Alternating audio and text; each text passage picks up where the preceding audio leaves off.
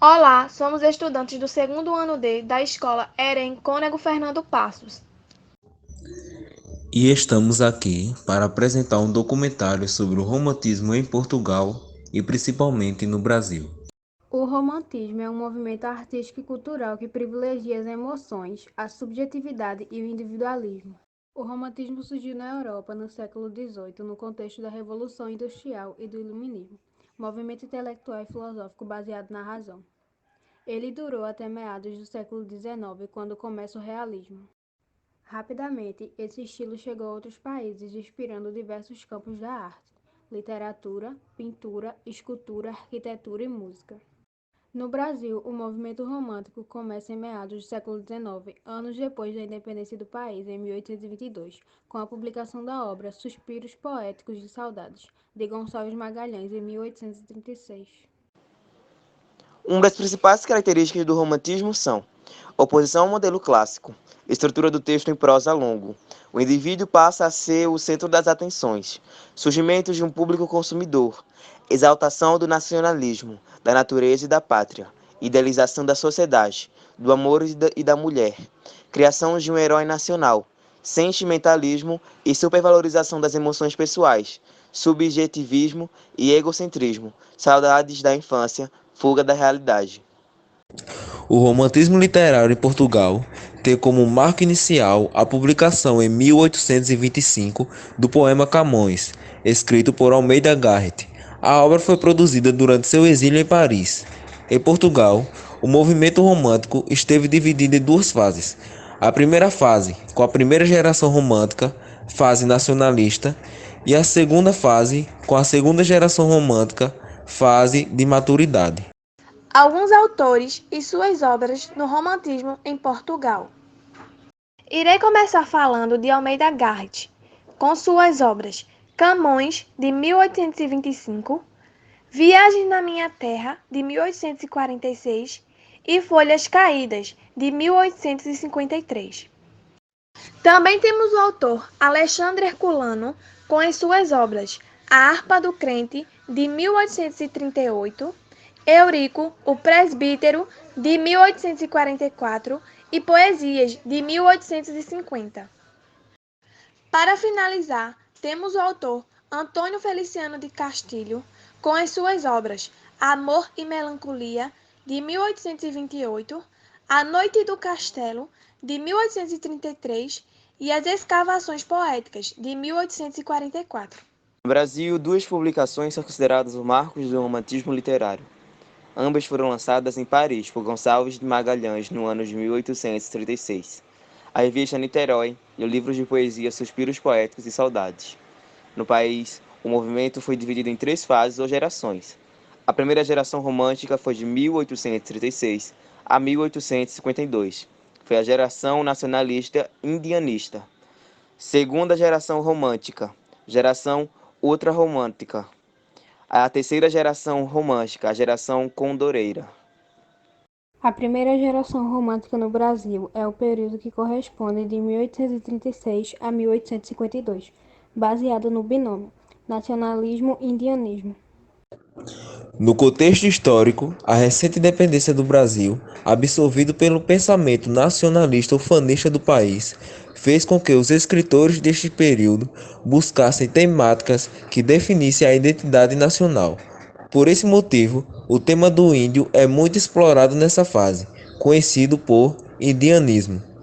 Principais características da primeira geração romântica no Brasil: exaltação da natureza e da liberdade, religiosidade, figura do índio e indianismo, sentimentalismo e emoções, nacionalismo ufanista, brasileirismo, linguagem.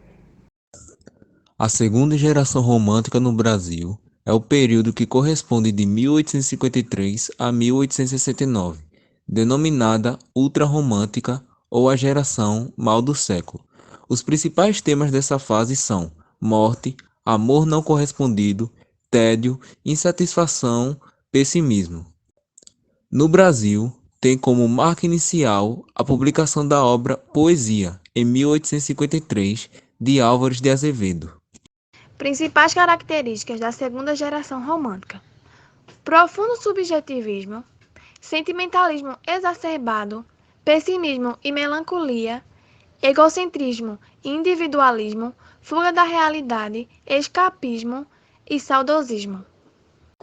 A terceira geração romântica no Brasil é o período que corresponde de 1870 a 1880, conhecida como geração condoreira, uma vez que esteve marcada pela liberdade e uma visão mais ampla, característica da ave que habita a Cordilheira dos Andes, o condor.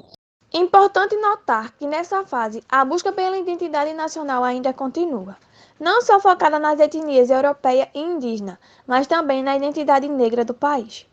Por esse motivo, o tema do abolicionismo foi bastante explorado pelos escritores, com destaque para Castro Alves, que ficou conhecido como poeta dos escravos. Principais características da terceira geração romântica no Brasil: erotismo, pecado, liberdade, abolicionismo, realidade social e negação do amor platônico.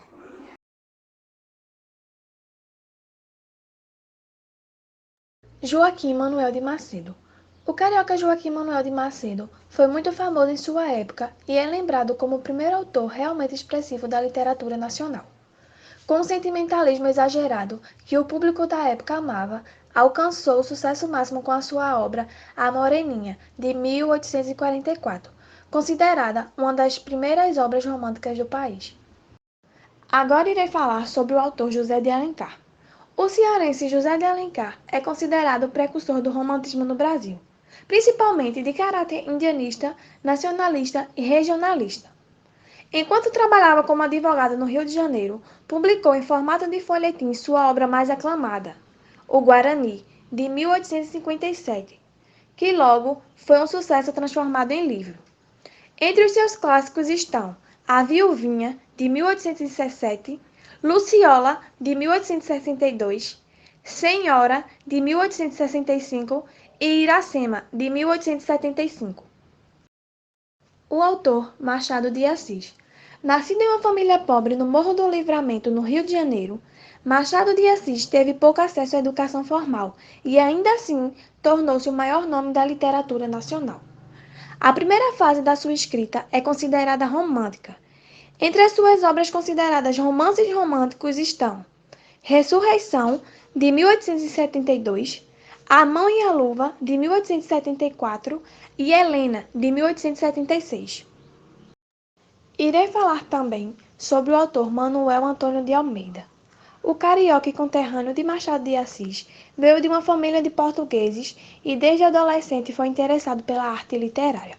Seu único romance publicado, que tem um lugar especial no rol do romantismo brasileiro, veio a público enquanto o autor era redator e revisor do jornal Correio Mercantil. Em formato de folhetins, entre junho de 1852 a julho de 1853, foram publicadas as histórias de memórias de um sargento de milícias, um grande sucesso da época. Para finalizar, irei falar sobre o autor Castro Alves. Nascido na Bahia em uma família de médicos, Castro Alves é considerado o maior nome da terceira geração do romantismo brasileiro, sendo chamado de o poeta dos escravos por expor suas ideias abolicionistas e temáticas sociais. Seu único livro editado em vida foi Espumas Flutuantes, de 1870. Dentre as suas poesias mais importantes estão A Primavera, O Navio Negreiro e Vozes da América. Agora, irei recitar o poema Canção do Exílio, de Gonçalves Dias. Minha terra tem palmeiras, onde canta o sabiá. As aves que aqui gorjeiam, não gorjeiam como lá. Nosso céu tem mais estrelas, nossas várzeas têm mais flores, nossos bosques têm mais vida, nossa vida mais amores. Em cismar, sozinho à noite, mais prazer eu encontro lá. Minha terra tem palmeiras, onde canta o sabiá. Minha terra tem primores, que tais não encontro eu cá. Em cismar, sozinho à noite, mais prazer eu encontro lá. Minha terra tem palmeiras, onde canta o sabiá. Não permita a Deus que eu morra, sem que eu volte para lá, sem que desfrute os primores que não encontro por cá, sem que ainda vista as palmeiras, onde canta o sabiá. Não permita, Deus, que eu morra sem que eu volte para lá, sem que desfrute os primores que não encontro por cá, sem que ainda viste as palmeiras onde canta o sabiá.